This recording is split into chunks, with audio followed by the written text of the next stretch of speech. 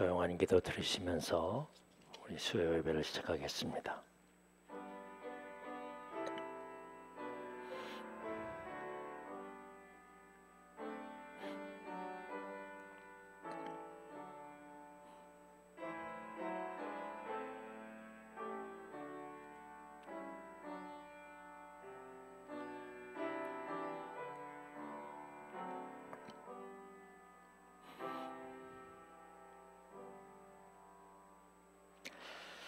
(1월을) 시작한 지 벌써 한 달이 되어가고 있습니다. 우리들의 생각과 마음을 지키시고 주장하시는 주님, 우리의 신앙도 시작하는 것만큼 새로운 모습으로 달려나가게 하시고 우리들 주님을 바라보면서 열심히 섬기며 살아가는 일들에 최선을 다하게 하여 주시옵소서. 오늘도 드려진 예배 위에 함께 하시고 우리의 예배가 속히 정상으로 회복될 수 있도록 은혜 베풀어 주시오며, 지금 일어나고 있는 여러 가지 많은 사건들과 이런 일들을 바라보면서 우리 교회에 주신 메시지를 다시 한번 찾고, 그리고 기도하면서 진정 하나님의 뜻을 바라보며 열심히 살아갈 수 있는 우리의 모습 되게 인도하여 주시옵소서. 예수님의 이름으로 기도합나이다. 아멘. 252장 찬송합니다.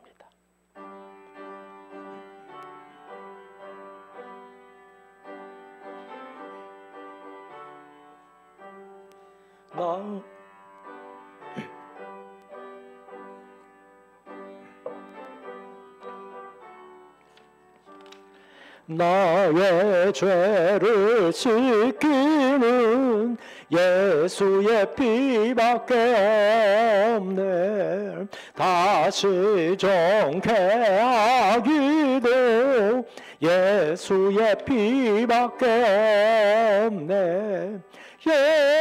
예수의 흘린 피 나리게 하오니 귀하고 귀하다. 예수의 피밖에 없네. 나의 정케하기는 예수의 피밖에 없네. 사죄하는 증거도 예수의 피밖에 없네. 예수의 흘린 피 나리게 하오니 귀하고 귀하다. 예수의 피밖에 없네. 나의 죄 속하기는 예수의 피밖에 없네. 나는 공로 없으니 예수의 피밖에 없네. 예수의 흘린 피 나리게 하오니 귀하고 귀하다. 예수의 피밖에 없네. 평안함과 소망은 예수의 피밖에 없네. 나의 의는 이것뿐 예수의 피밖에 없네. 예수의 흘린 피 나리게 하오니 귀하고 귀하다. 예수의 피밖에 없네. 영원토록 내 할 말 예수의 피밖에 없네. 나의 찬미 제목은 예수의 피밖에 없네. 예수의 흘린 피 나리게 하오니 귀하고 귀하다 예수의 피밖에 없네. 아멘. 오늘 우리에게 주신 하나님의 말씀은 로마서 1장 14절입니다. 로마서 1장 14절 17절 말씀까지 제가 읽어드립니다. 헬라인이나 야만인이나 지혜 있는 자나 어리석은 자에게 다 내가 빚진 자라. 그러므로 나는 할 수 있는 대로 로마에 있는 너희에게도 복음 전하기를 원하노라. 내가 복음을 부끄러워하지 아니하노니 이 복음은 모든 믿는 자에게 구원을 주시는 하나님의 능력이 됨이라. 먼저는 유대인에게요 그리고 헬라인에게로다. 복음에는 하나님의 의가 나타나서 믿음으로 믿음에 이르게 하나니 기록된 바 오직 의인은 믿음으로 말미암아 살리라 함과 같으니라. 아멘. 코로나19가 이렇게 쉽게 찾아들지 않는 것 같습니다. 요즘 또 뭐 어떤 선교단체나 또 기독교 계통의 학교에서 일어나는 이런 일들로 인해서 여전히 좀 불편한 그런 마음들을 가지게 됩니다. 그러나 아무튼 이번 코로나19로 인해서 정말 하나님께서 우리의 진정한 모습을 보여주기를 원하고 계시는구나 하는 것들을 다시 한번 알게 되고 또 돌아보게 되고 또 어떤 때는 회개도 하게 되고 또 그런 마음을 가지고 이렇게 지내고 있습니다. 아마 이번 일로 인하여서 또 이렇게 한동안 기독교계가 회자되고 그럴 텐데 우리 그럴다 할지라도 그 사람들은 그 사람들이고 말이죠. 우리들은 우리의 믿음의 길로 또 방역의 길도 잘 지키면서 하나님을 향한 믿음은 잃지 말아야 할 것입니다. 기독교의 용어는 세상의 여러 가지 말과 의미가 같지만 참 많이 다릅니다. 십자가라는 말도 세상에서는 가장 추악한 죄를 지은 사람들이 가지는 그들이 받는 형벌입니다. 그런데도 기독교에서는 가장 의미 있고 보람 있고 뜻 있는 그런 용어로 내 십자가를 지고 라는 그런 말로 사용하고 있는 것입니다. 오늘 바울은 또 하나의 말을 우리에게 제시해 주고 있는데 그것은 우리가 늘 듣고 있는 단어입니다. 나는 빚진 자이다 라는 거죠. 이 빚을 져 있다라는 건요, 나는 제대로 내 일 하지 못해서 남에게 도움을 받고 남에게 꾸움을 받고 그렇게 해서 살아가는 사람이다라는 좀 창피한 말입니다. 아직까지도 나는 그 빚을 갚지 못한 그런 부정적인 그런 못난이로 의미로 사용되는 것이 빚진 자다라는 말이죠. 그러나 바울은 이 빚진 자라는 말을 자랑스럽게 이야기합니다. 나는 복음의 빚진 자다라는 말을 계속해서 반복하죠. 만나지도 못하고 알지도 못하는 사람에게까지 헬라인에게나 야만인에게나 지혜 있는 자나 어리석은 모든 사람들에게 나는 빚진 자다. 바울이 이 나는 빚진 자다라는 빚에 대한 그런 의미를 몇 가지 살펴볼 수가 있습니다. 첫 번째는 하나님 앞에 빚을 진 자다. 즉 죄를 진 자라는 거죠. 그렇기 때문에 나는 이 의무를 그 빚을 갚기 위해서 살아가고자 한다라는 그런 의미로 나는 빚진 자다라는 말을 사용하고 있습니다.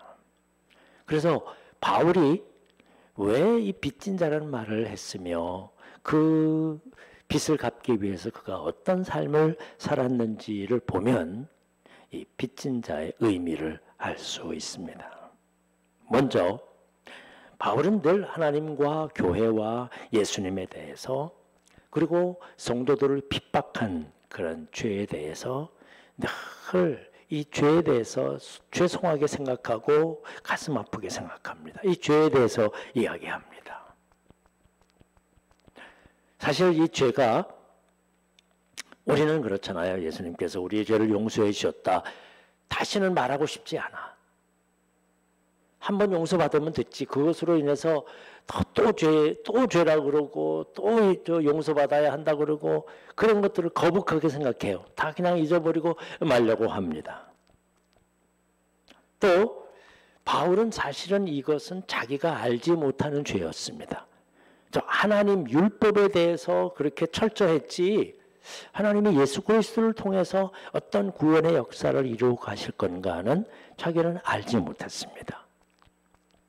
그런데도 하나님께서 바울을 부르시고 예수님을 만나게 하시고 용서받고 주의 사역을 할 수 있게 된 거 바울은 너무나도 기뻤습니다. 그러나 바울은 절대로 이 사실을 잊지 않았습니다. 지워버리지 않았습니다. 이 죄를 용서해 주신 은혜에 감사하면서 그리고 이 죄를 갚기 위해서 온갖 고생과 고난을 내가 기꺼이 감당하고 결국은 순교하기까지 충성하겠다고 헌신한 사람이 바로 바울입니다. 우리는 바울의 일생을 통해서 그의 사명을 감당하기 위해서 그의 이 죄값을 갚기 위해서 얼마나 많은 노력을 하고 헌신하고 결국은 순교까지 한 것을 우리는 잘 압니다. 일반적으로 이 정도 했으면 자신의 죄는 용서받지 않았을까? 할 만큼 다 하지 않았을까? 라는 생각을 가질 수 있습니다. 이미 그는 하나님 앞에 용서받았고 자기 자신도 최선을 다했고 그런데도 불구하고 그만큼 됐으면 이전의 모든 죄악들은 잘못한 것들은 이제 좀 다시 말하지 않아도 되지 않을까? 그만큼 애썼는데 그만큼 해왔는데 말이죠. 그런데 그럼에도 불구하고 바울은 자신의 죄를 늘 고백합니다. 나 이런 사람이라고, 이런 죄를 지은 사람이라고 자신의 죄는 잊지 않았습니다.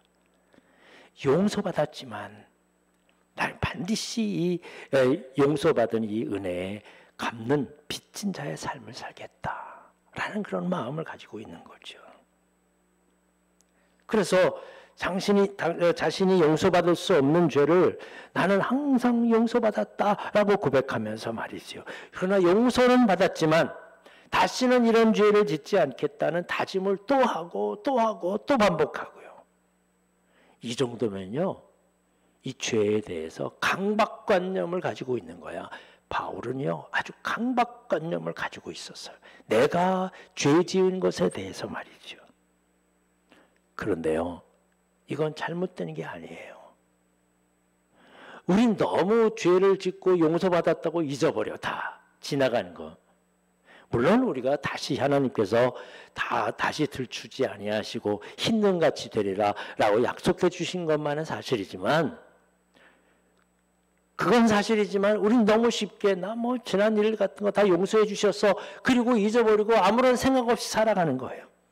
문제는 그러기 때문에 똑같은 잘못을 똑같이 짓고 다시 반복하고 예수님께서 늘 얘기한 것처럼 뱉은 것을 도로 먹고 살아가는 그런 동물과 같은 삶을 우리가 계속하고 있는 거예요. 그걸 바울처럼 사실은 내가 다시는 짓지 말아야지, 다시는 짓지 말아야지 매일매일 고백하고 매일매일 용서받았지만 잊지 말아야 할 것. 이 빚진 자예요. 여러분, 우린 주님의 은혜에 빚진 자라는 거 결코 잊지 말아야 돼요. 용서받았어요. 은혜에 감사해요. 그것으로 인해서 우리는 하늘의 초청을 받았고 그리고 용서함 받고 하나님의 나라에 갈 수 있는 자격을 얻었습니다. 이미 하늘나라에 속해 있습니다. 그럼에도 불구하고 우리는 이 은혜에 대해서 구원받고 용서받은 이 은혜에 대해서 결코 잊을 수 없는, 잊지 말아야 할 그런 우리들이 되어야 합니다. 하나님께서는 바울을 용서해 주셨지만 바울 자신은 이걸 잊지 않았어요. 다시 말하면 어떤 의미에서는 자기 자신을 용서하지 않았다는 거예요. 그래서 그의 신앙과 그의 태도를 통해서요. 우리는 너무 이 사도 바울의 이 모습들을 돌아보면서 너무 쉽게 주의 용서를 잊어버리고 있는 거 아닌가. 그래서 너무 뻔뻔해져요. 나 용서받았는데 뭐. 이 세상 사람들도 그렇게 생각하고 있어. 저 사람들이 다 용서받았는데도 용서받았다고 말하면서 똑같이 행하는데도 하나도 거리낌 없이요. 어떤 사람들은 뭐 어떤 교파에서는 앞으로 지은 모든 죄까지도 다 용서받은 거다. 너희들 마음대로 해도 된다. 은혜 받은 자로서의 모습, 은혜 받은 자로서의 자세, 이게 없어지는 거예요. 그래서 떳떳하게 나와서 내가 그래도 이 정도 하나님 앞에 봉사하고 이 정도 내가 헌신하고 이 정도 내가 예물도 드리고 이 정도 했으면 이 정도만 먹으면 됐지 하는 그런 마음이 조금이라도 있는 거예요. 우리의 마음속에. 사실 바울 정도면 그의 평생을 또 그가 순교까지 한 상태라면 예수님께서 이 정도면 됐다라고 말씀하셔도 되는 사람이었어요. 그런데 바울은 그래도 잊지 않습니다. 빌립보서 2장 12절에 보면 나의 사랑하는 자들아 너희가 나 있을 때뿐 아니라 더욱 지금 나 없을 때에도 항상 복종하여 두렵고 떨림으로 너희 구원을 이루라. 그렇습니다. 구원을 이루라. 떨림으로 구원을 이루라. 이미 구원해 주셨는데 뭘 이룰 게 있어요? 그러나 바울은 그래도 또 구원을 이루고 그래도 또 구원이 뭐예요? 죄의 용서함이잖아요. 용서한 것을 다 마음에 간직하고 감사하고 감격스럽게 살아가는 거예요. 사랑하는 여러분, 다시 한번 주님의 은혜에 감사하고 내가 있는 것은 하나님의 은혜입니다. 내가 사는 것은 하나님의 축복입니다. 이 용서해 주신 은혜입니다. 결코 잊지 말고 이게 빚진 자의 삶이야. 빚진 자의 삶이야. 그래서 고린도전서 10장 12절에 보면 선줄로 생각하는 자는 넘어질까 조심하라. 우리 그런 늘 그 교만해지는 거예요. 내가 그래도 이만큼 해왔으니까 신앙생활이 여기까지 왔으니까 예배도 드리고 기도도 하고 봉사도 하고 뭐 열심을 다하고 해왔으니까 천만에요. 우리 그 은혜 다 갚을 수 없습니다. 도저히 다 갚을 수 없는 거예요. 잊어버려서는 안 되는 거예요. 여러분 하나님의 은혜를 그냥 말 한마디로 나 용서받았어. 이제부터는 다 구원받은 자로 사는 거야. 말 한마디로 값싸게 버리는 그런 값싼 은혜로 만들지 마십시오. 주님의 구원의 은혜, 십자가의 은혜. 내가 평생 줘도 갚지 못할 죄예요. 그런 은혜예요. 정말 소중한 그런 은혜. 바울은 그래서 자신의 사명을 감당하고 순교하기까지 하면서 하나님의 은혜에 비하면 나는 아무것도 아니라면서 여전히 자기 자신을 채찍질하는 거예요. 내가 이러면 안 된다고. 나 이럴 수 없다고요. 그리고 이것을 인생의 가장 큰 빚으로 여기면서 반드시 내가 이거 갚아야 할, 내가 달려갈 길은 바로 저기다. 저 길을 반드시 내가 이 일을 해야 되겠다. 그래야지만 내가 편안하다고 말이지요. 바울은 한시도 한눈도 팔지 않고 이 빚을 갚기 위해서 달려가는 사람이었습니다. 오늘날 많은 사람들이 빚을 다 지어놓고서 나 몰라라 사람들 많아요. 그러나 정상적인 사람이라면 그 빚을 갚기 위해서 정말 열심히 살아요. 우리 그리스도 안에서 살아가는, 은혜로 살아가는 우리들, 정말 구원의 빚진 자예요. 복음의 빚진 자로서. 혹시 나는 이 정도면 잘 살아왔다라고 잘하는 편이야, 내가 뭐 이렇게 열심히 살지, 그런 생각으로 혹시 살아가고 있는 것은 아닐까. 그래서 바울은 사도행전 20장 24절에 나의 달려갈 길과 주 예수께 받은 사명 곧 하나님 은혜의 복음을 증언하는 일을 마치려 하면은 나의 생명조차 조금도 귀한 것으로 여기지 아니하노라.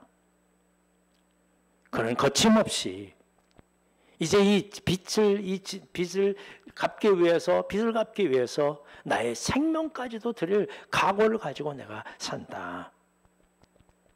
그것을 간직하면서 말이죠.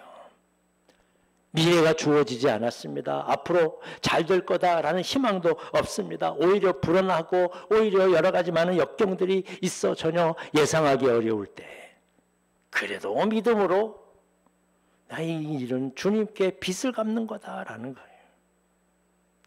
우리가 반드시 배우고 따라가야 할 그런 자세인 것입니다.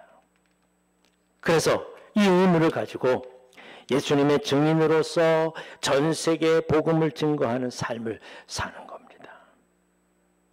우리는 어떻게 사는 게 더 중요하냐? 몇 평을 짓고 누구와 결혼하고 어떻게 되고 출세하고 이 인생을 어떻게 즐겁게 살고, 그게 우리가 있어서 어떻게 사느냐가 중요한 그런 과정이요 삶이었지만, 그러나 바울에게 있어서는, 우리들 그리스도인에게 있어서는, 구원받은 우리들에게 있어서는 정말 우리가 구원받은 은혜에 의무를 다하며 살아가고 있는가. 정말 바울과 같은 사람이 있으면 이 세상은 참 많이 바뀔 겁니다. 우리 그리스도인들이, 정말 우리 성도들이, 우리 교회만이라도 우리의 마음속에 이런 마음을 가지고 살아간다면 정말 이 사회는 바뀌어질 겁니다. 죄를 지었기 때문에가 아닙니다. 그 죄를 용서받았던 것을 깨달았기 때문에 그렇습니다. 은혜가 크면 클수록 거룩한 의무를 품고 살아갈 수 있는 것입니다.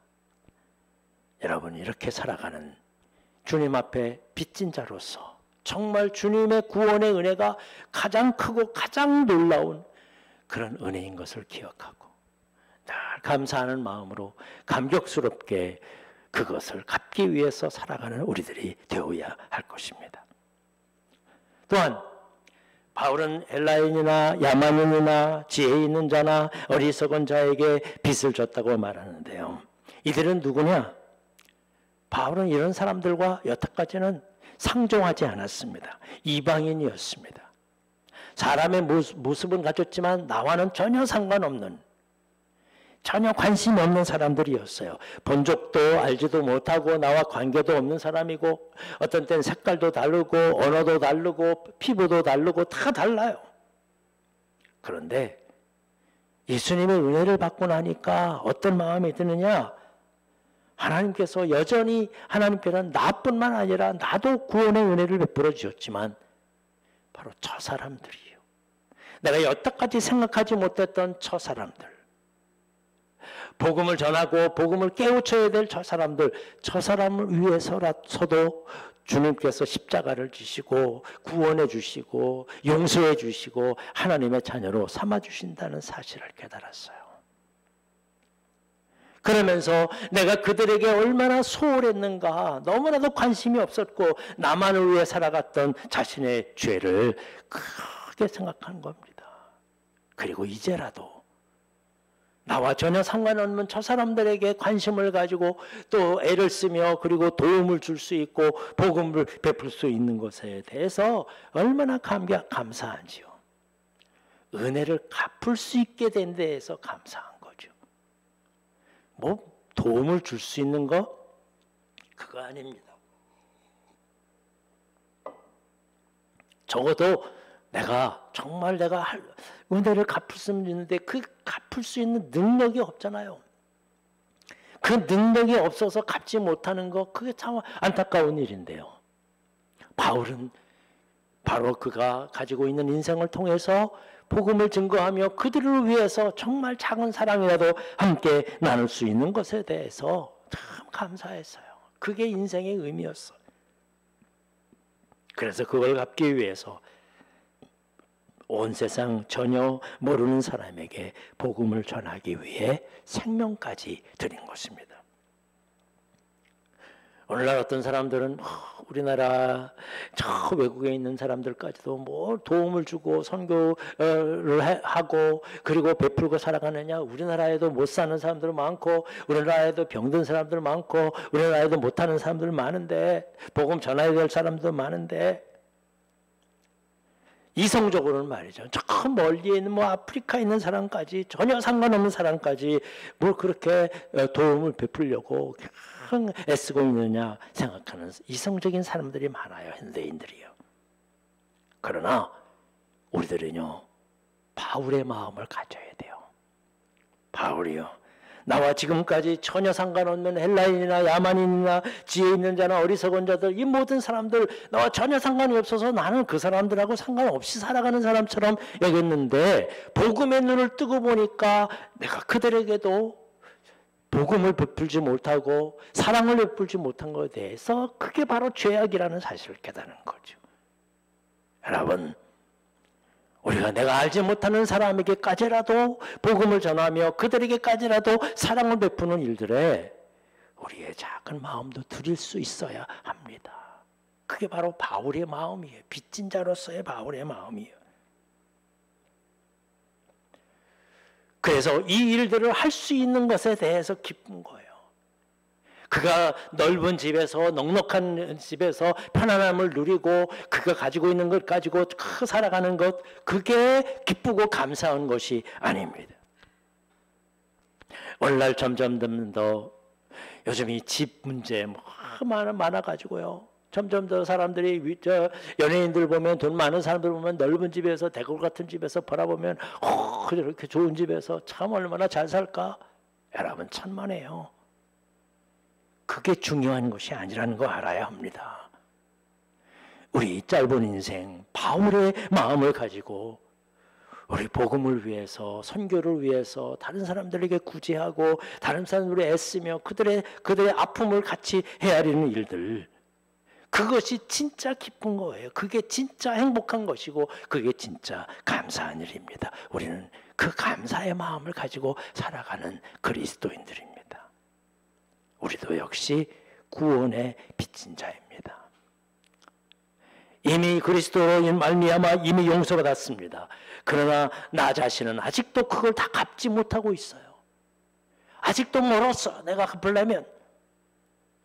그런 의무감을 가지고 그것을 갚는 기쁨과 하나씩 하나님 앞에 주님의 그 사랑을 갚아드리는 그런 일들에 감사하는 마음을 가지고 비록 내가 세상 사람들처럼 큰 일을 하지 못해도 기도로, 관심으로, 작은 손길로, 사랑으로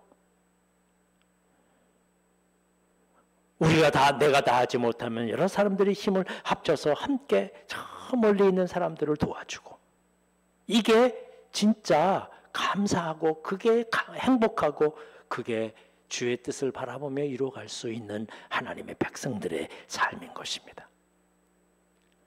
종종 아직도 이름 모를 이렇게 기부자들이 있어서 이렇게 남몰래 수천만 원씩 어디다 기부하고 이름도 없이 말이죠. 바라보면서요. 정말 그 돈 가지고는 모두 할 수 있을 텐데 하는 생각들을 가지지만 정말 기쁜 거예요. 정말 감사한 거예요. 이렇게 베풀 수 있는 것에 대해서 얼마나 감사한지요. 여러분, 우리는 그 행복감을 느끼고 살아가는 삶이에요. 주님께서 우리에게 주시고자 원하시는 행복감이요. 우리 앞으로 갚아야 할 의무감을 많이 가지고 그것을 기쁨과 감사의 삶으로 가장 행복한 그런 삶을 살아가기를 원하며 바라보는 마음으로 주님께 기도하고 주님의 뜻을 이루어갈 수 있어야 할 것입니다. 1월을 시작합니다. 올해 우리 해야 할 일 많습니다. 비록 우리의 손에 아무것도 없지만 온 열정을 다해 힘을 다해서 주의 일을 감당하게 될 때 주께서 기뻐하실 것입니다. 그리고 바울이 그 일을 하도록 다 지원해 주셨어요. 넉넉하지 않지만 가는 곳곳마다 복음의 씨앗들을 심어주시고 또 살 수 있게 하시고 영역을 키워주셔서 그로 말미암아 온 세계가 복음이 증거되는 놀라운 역사를 이루었습니다.